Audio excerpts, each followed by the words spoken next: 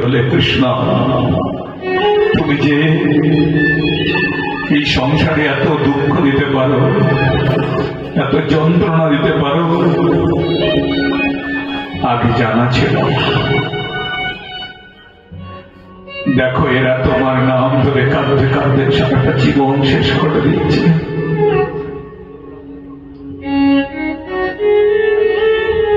ভৌমাসুরকে ঈশ্বরের সঙ্গে যুদ্ধ করে কৃষ্ণ জয়লাভ করলেন।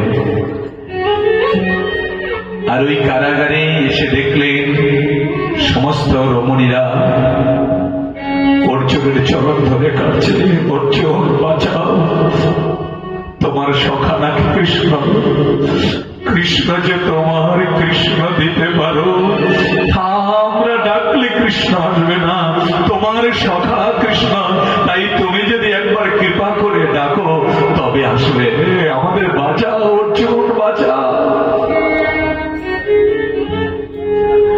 ভগবান এসে উপস্থিত হলেন। কথা বলতে পারছে না কৃষ্ণ, কি বলবে কি বলবে?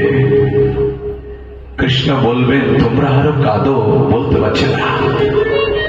এই তোমরা কেঁদো না, আমি এসেছি, বলতে পারছে না। অপূর্ব সুন্দর সেই কারাগারে দিব্য পুরুষকে দর্শন করে সমস্ত রমণীরা বলছেন, কৃষ্ণ তুমি এলে, জীবনে এলে, কিন্তু এমন সময় এলে এখন তোমার দেবার কিছু নেই। দেখো দেখো, তাকিয়ে দেখো, দেখো আমি কত সুন্দর ছিলাম, দেখো আমি কত সুন্দর ছিলাম, এই নয়ন দিয়ে তোমার বদন দর্শন করবার জন্য নয়নের উৎপত্তি হয়েছিল, কিন্তু আজ আমি চোখে দেখি না। কত মন ফুলের মালা গেঁথে সাজিয়ে রেখেছি আমার কৃষ্ণের গলায় পরাবো, কিন্তু আসলে জীবনে পড়াতে পারলাম না, তুমি এলে না। এখন তুমি এলে, দেখো ভৌমাসুর আমাদের হাত কেমন করে প্রহার করেছে, আজ হাত আর ওঠে না, মালাও তো কাঁদতে পারে না।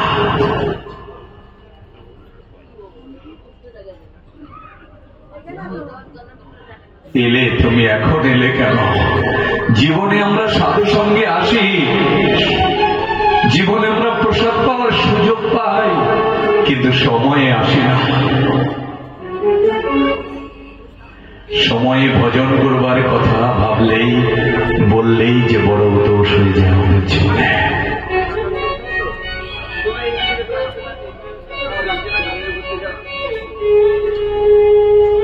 বলবেন আমার সময় হয়নি।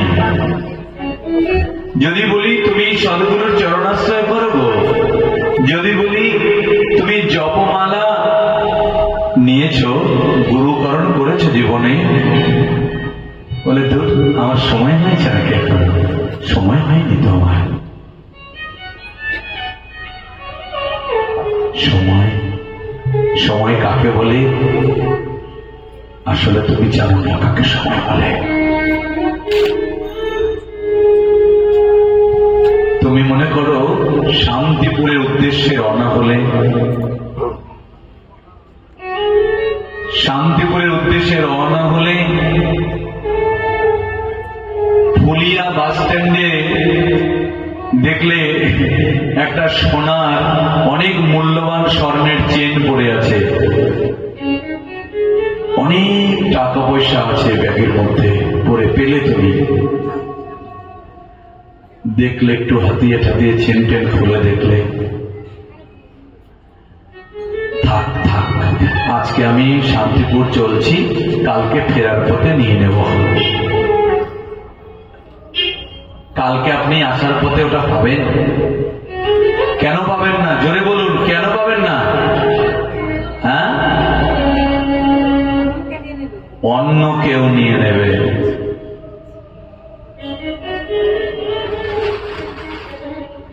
এই জন্যই আমাদের গৌর পার্ষদ পরিকর্গণ বলছেন, পরশমণি পাইয়া কহে কোন জন, আজি নারে কালি লব, থাক থাক থাকুক এখন। যে কহে সে নির্বল উন্মত্ত, কাল জীবন তোর আইসে কি নাই আইসে তার নাহি জানিলে তত্ত্ব। বলো রাধে রাধে। কালকে তুমি বাঁচবে কিনা জানো? বাবাজির বয়স প্রায় 86-87 বছর হলো, 90 বছর হতে চলেছে। অথচ তার ছেলের মতো কত মানুষ আছে আপনাদের গ্রামে, তারা হরিবোল হয়ে গেছে।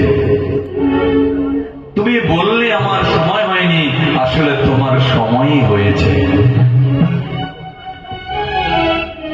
তাই সময় থাকতে পরশমণি পাইয়া কহে বর্ণজন, আজি নারে কালী লব থাকুক এখন। যে কয়ে সে নির্বহুল মত্ত, কাল তোর জীবন আইসে কি নাই আইসে নাহি জানিলে তত্ত্ব। তুমি সময় কালে কেন এলে না? কাঁদছেন কারাগারে সেই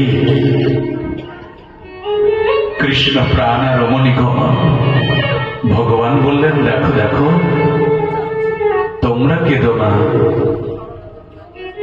আমি এসেছি।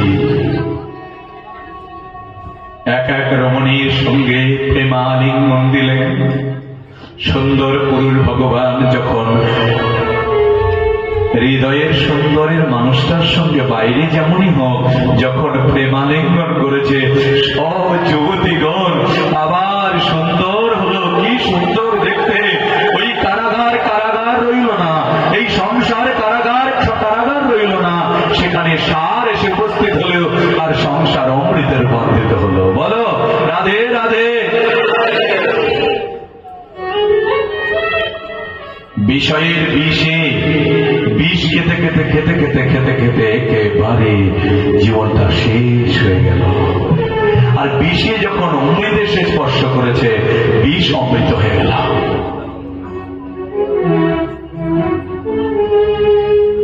বিষ অমৃত হয়ে গেল।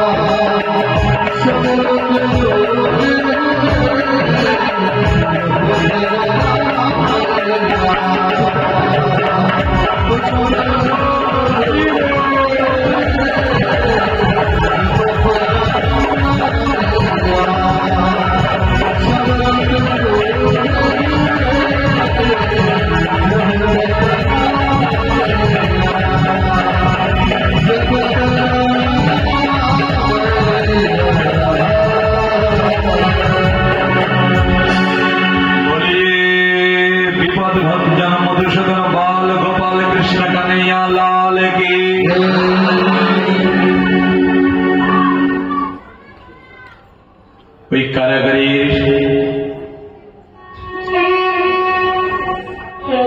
এক একটি যে কৃষ্ণ প্রণাদিকার মুনিগণ ভগবানের চরণে আত্মসমর্পণ করলেন, আর ভগবান তাকে স্বীকার করলেন। দ্বারকায় নিয়ে এলো। এখানে কতজন ছিল জানেন? 16,100 জন ছিল। 16,100 জনকে একই সঙ্গে ভগবান বিবাহ করলেন।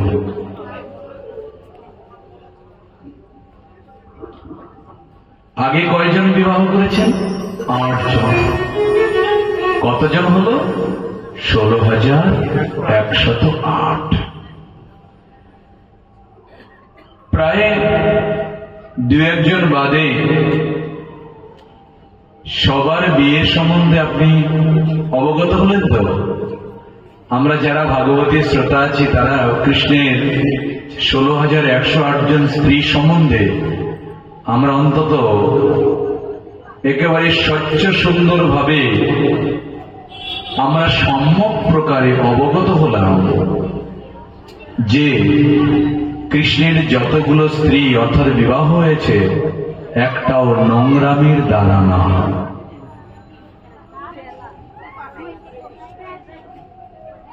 একটাও ভগবানের ইচ্ছায় হয়নি।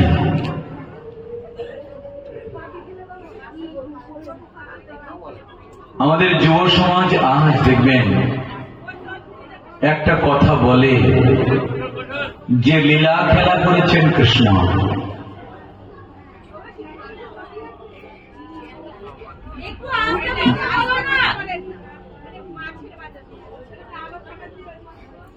এই সামনের দিকে কত জায়গা আছে, আসুন পেছনেও তো জায়গা আছে, অসুবিধা নেই।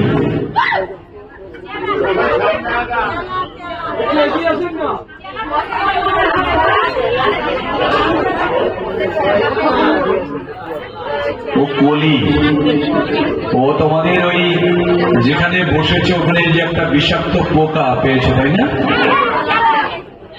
আরে বাবারে, ও তো কলি, কলি ও কিছু করবে না, কলি। তুই বসে থাকো, দেখবে কিচ্ছু করতে পারবে না, কলি তো। কলি চাইবে, আরে তুই যদি মন দিয়ে শ্রবণ করিস তাহলে তো আমি কোথায় থাকবো বল? আমি কোথায় যাব, কার কাছে যাব, কোথায় থাকবো বল?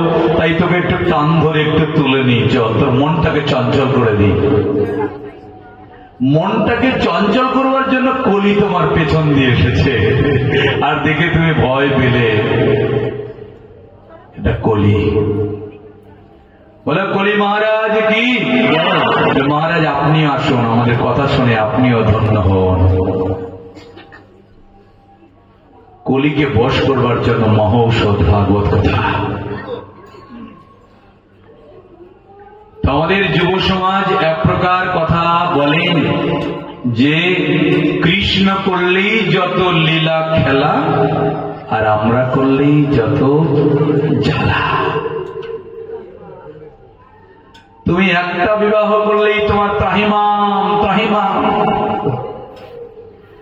আর কৃষ্ণ এতগুলো বিবাহ করছে তাও টেনশন নেই।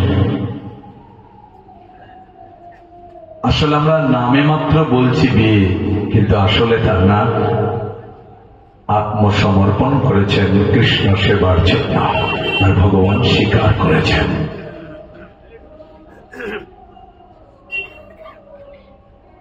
আচ্ছা, আপনি কার স্ত্রী বলুন তো?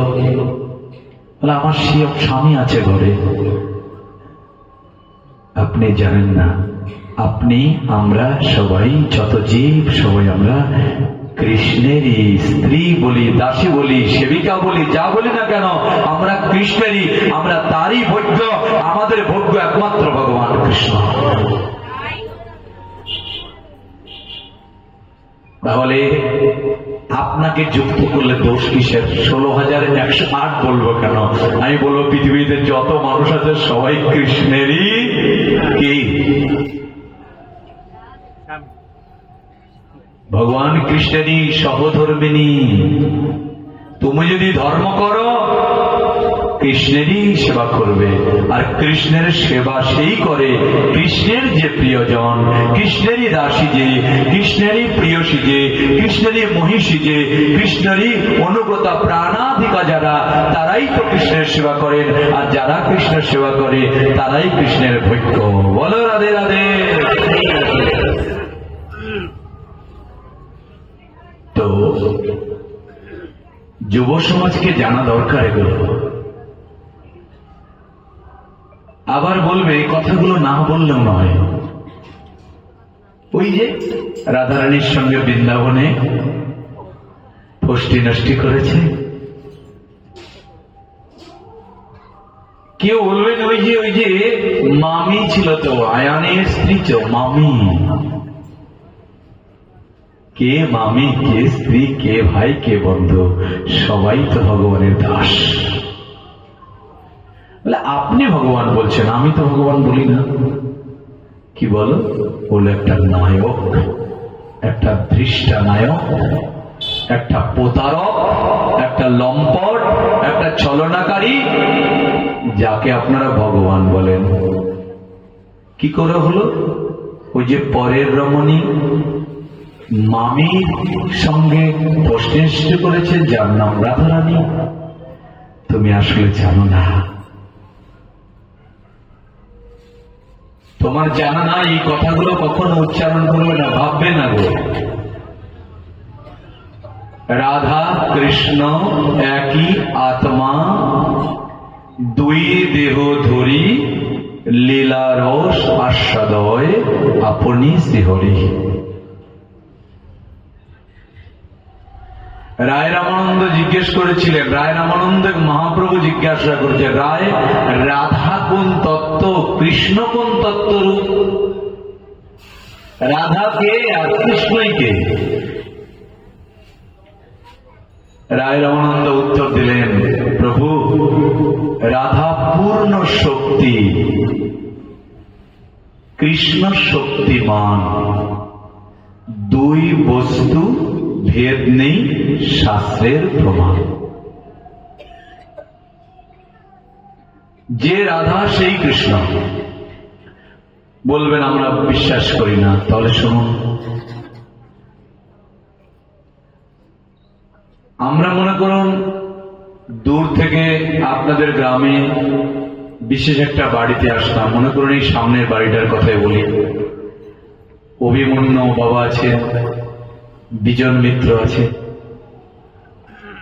কাউকে চিনি না, অনেক দূর থেকে এলাম, বাড়িতে প্রবেশ করলাম, নাম ধরে ডাকছি, কিছুতেই সাড়া পেলাম না। কিন্তু গেটের বাইরে লেখা আছে ইন, তার মানে ভেতরে আছে। দরজা খুলে ভেতরে গেলাম, টাকাটাকি করছি, কিন্তু কিছুতেই সাড়া দিচ্ছে না, তার মানে নেই। আসলাম এত দূর থেকে, একটু আরেকটু ভেতরে যাই, ভেতরে গিয়ে দেখি উনি শয়নে আছেন। উনি শয়নে আছেন। আপনি বলুন আছে কি নাই, উত্তর দিন। আছে? যদি বলি নাই, যদি বলি উনি নেই, মানে থাকতেও নেই, উনি ঘুমিয়ে আছেন। আমি ডাকলাম, সজোরে আঘাত করলাম, হাত দিয়ে ধাক্কা দিলাম, উঠুন। আমি অনেক দূর থেকে এসেছি, দেখুন কে এসছে দেখুন। উনি জেগে উঠলেন। উনি জাগলেন না কেউ জাগালেন? যিনি জাগালেন ইনি শক্তি। যদি না জাগতাও তাহলে উনি মৃত, কোন মূল্য ছিল?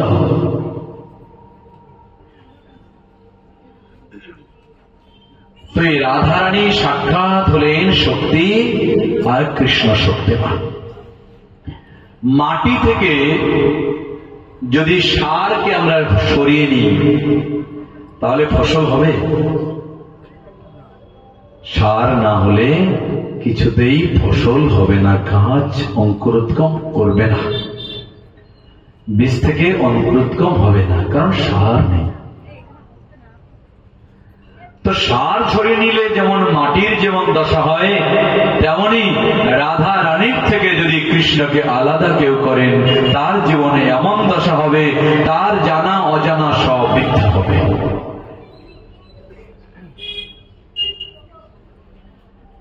রাধা কৃষ্ণ একই আত্মা, দুই দেহ ধরি।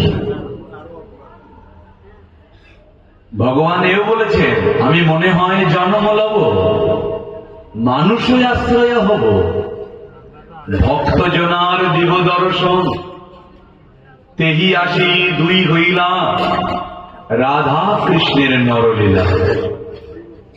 কে বললেন? স্কন্দ পুরাণ বলেছেন, সর্বশাস্ত্র বলছেন।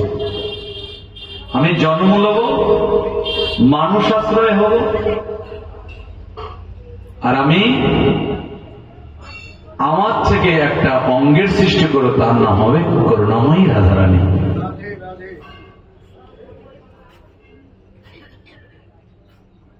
ব্রজে জন্মিলা হইয়া নাম ব্রজেন্দ্র নন্দন, রাধা প্রেমেই মগ্ন হইলা, নীলা কইলা কত কৃষ্ণ গোপী লইয়া। বলো রাধে রাধে। তবু কৃষ্ণের মনোবাঞ্ছা না পুরল,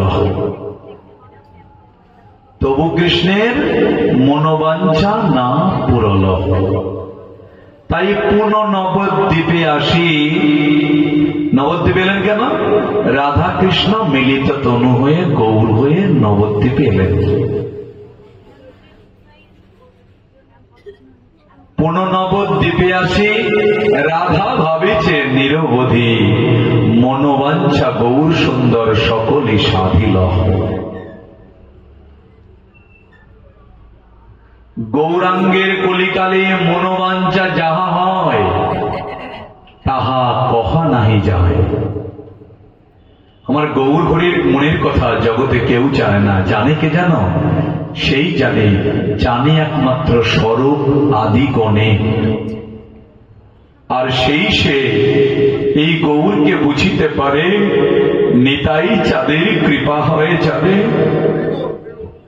হয় যদি তার দাসানুদাস সঙ্গ। আমার গৌর চরণের দাস, তাই চাঁদের দাস যদি হয় তবে তো গৌর জানতে পারবে। আর গৌরকে জানলে রাধা রানীর জানা হলো, রাধা রানীর জানলে তার কৃপা হলে রাধা মাধবকে পেলে। বলো রাধে রাধে। নিরাকার ব্রহ্মের উপাসক বেদান্তবাদী কাশীধামের পণ্ডিত প্রকাশানন্দ সরস্বতীর সঙ্গ মহোৎসবে মহাপ্রভু যখন নাম সংকীর্তনকে কলিযুগের শ্রেষ্ঠ উপায়ে জানাতে পেরেছেন প্রকাশানন্দকে, প্রকাশানন্দ নামই জীবের একমাত্র ভাই। বেদান্তের অহংকারের কসকসানিতে কখনো জানা যায় না, বোঝা যায় না নাম কি বিষয়। প্রকাশানন্দ মূর্খ হতে হবে, মূর্খ হতে হবে। তাই গুরুদেব আমাকে মূর্খ বলেছেন। গুরু মরে মূর্খ বলি করিলা শাসন।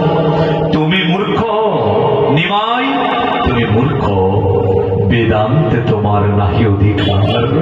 কৃষ্ণ নাম মহামন্ত্র এই করো সার, কৃষ্ণ নাম মহামন্ত্র এই করো সার। গৌর হরিব হরিব।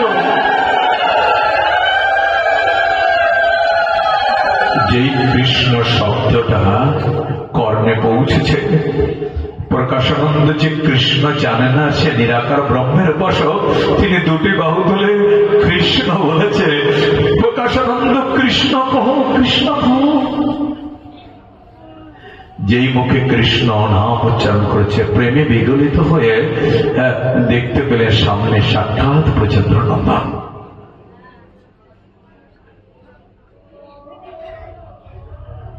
প্রকাশানন্দ সরস্বতীর বেদান্ত কোথায় চলে গেল? রাধা রস সুধানিধি গ্রন্থ লিখলেন, প্রকাশানন্দের নাম দিলেন মহাপ্রভু, আজ থেকে তোমার নাম হবে প্রবোধানন্দ সরস্বতী।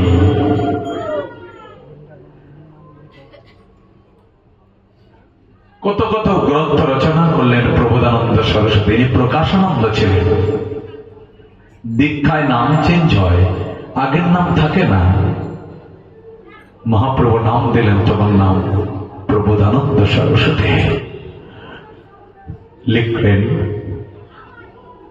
জগতে গৌরকে জানবার জন্য, জগৎকে গৌরগত প্রাণ সবাই যেন হতে পারে, এমন এমন স্বর্ণাক করে লিখলেন, যথা যথা নিত্যানন্দ পাদরা বিন্দে বিন্দেতি ভক্তি গীত পূর্ণ রাশি, তথা তথাস্কস্মাৎ রাধা পদম্বুজ রাধা সুধাম্বুজ রাশি। যত যত নিতাই চাঁদের কৃপা হবে, তত গৌর হরির কৃপা হবে। বলো নিত্যানন্দ প্রভু কি। যত নিতাই চাঁদের কৃপা, তত গৌর কৃপা হবে। আর গৌর কৃপা হলেই রাধা রানীর কৃপা হবে, আর রাধা রানীর কৃপা হলেই রাধা মাধবকে পেলে পাওয়ার বাকি রইল না।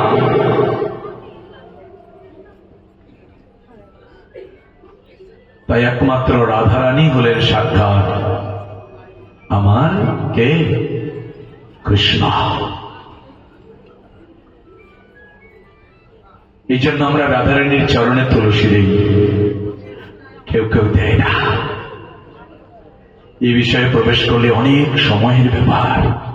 কেন দিব না? তুলসী তো রাধারানীর সাক্ষাৎ দাসী। রাধা দাসীকে তুলসী।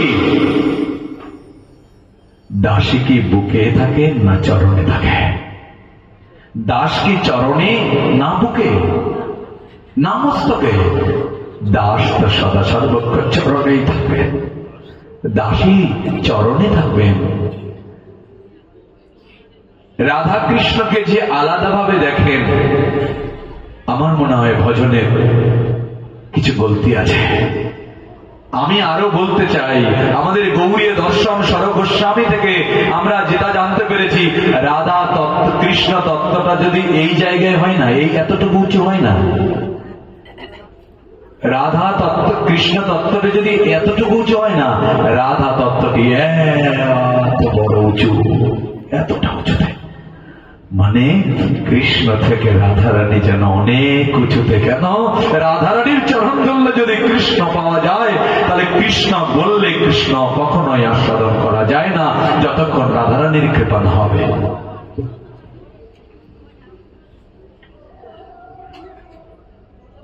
আপনার বাড়িতে আপনি তুলসী দিচ্ছেন রাধারানীর চরণে, কেউ এসে বলেন এই চরণে দিচ্ছে, সর্বনাশ সর্বনাশ। উপরে উপরে লোক দেখিয়ে লাভ নেই, ভজনে নির্মগ্ন হন, অন্তরে অন্তঃস্থলে প্রবেশ করুন। যে কৃষ্ণ সেই রাধা, যে রাধা সেই কৃষ্ণ। এই জন্য রাধা কৃষ্ণকে মানবী মানব রূপ দিয়ে সমাজকে কুলসিত করবেন না। আমি যুব সমাজের কাছে অনুরোধ করছি, এটা মাত্র সংসার চক্রে আমাদেরকে ভগবান কৃপা করে জানিয়েছেন। লীলা এক প্রকার, নিত্য এক প্রকার। চৈতন্য চরিতামৃত বললেন, লীলা আর নিত্য নহে সমতুল, তথাপি লীলা হয়, তথাপি লীলা হয় নিত্যের মূল। বলো রাধে রাধে। ভুল বললাম, ভুল হয়ে গেছে, ক্ষমা করবেন। লীলা এবং নিত্য নহে সমতুল, তথাপি নিত্য হয় লীলারও মূল। কারণ নিত্য থেকেই লীলা, লীলা না থাকলে নিত্য বোঝা যায় না। গোপন বিষয় লীলা, রাধা কৃষ্ণ লীলা হয় অতি গুরুতর। রাধা কৃষ্ণের লীলা অতি গুরু, গোপনীয়, ভজনীয়, স্মরণীয়।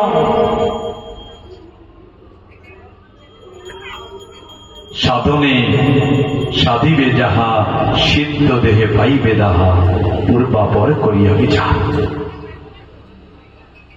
সাধন করিলে তবে সিদ্ধ রতি মিলে। তো ভগবানের দিব্য সংসার ধর্মে ভগবান কৃষ্ণকে কলুষিত করবেন না।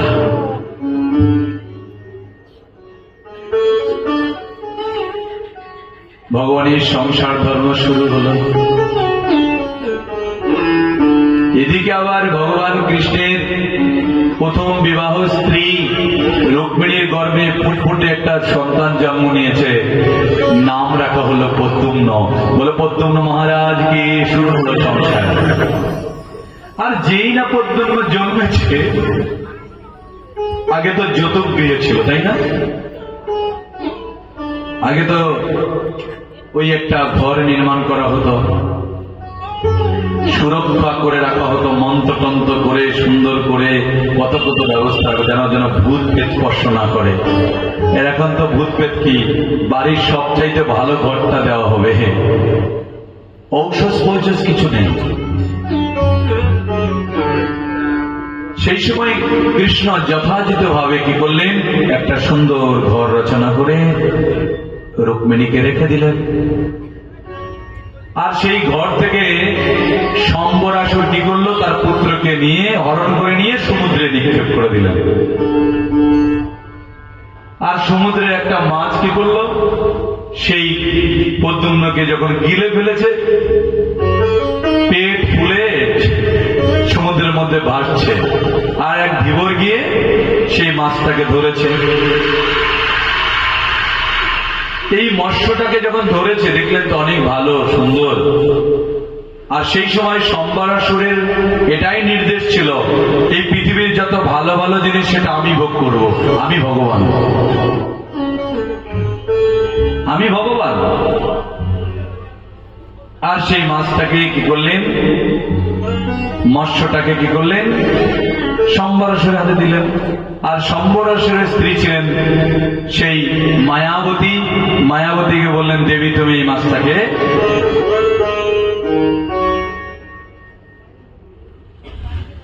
অমান্য করো। আর পেট থেকে একটা সুন্দর পুত্র চলে এলো, তার নাম প্রদ্যুম্ন।